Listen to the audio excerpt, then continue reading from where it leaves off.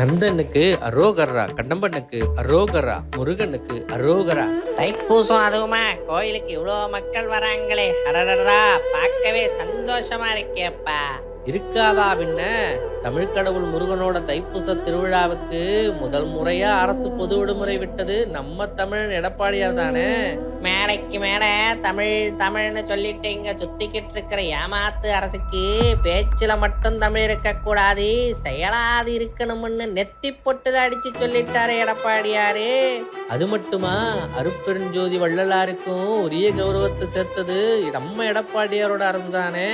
இங்க தமிழையும் தமிழரோட வழிபாட்டு முறையையும் பிரிச்சு அரசியல் செய்ய நினைக்கிற அரசியல் கட்சிகளுக்கு சாட்டையடி கொடுத்து தமிழரோட பாரம்பரியத்தை உலக அளவுல நிலைநிறுத்தி தமிழருக்கும் தமிழுக்கும் மகனும் சுட்டியவர் தான் தமிழகத்தின் எடப்பாடியாரு. சரியா சொன்ன.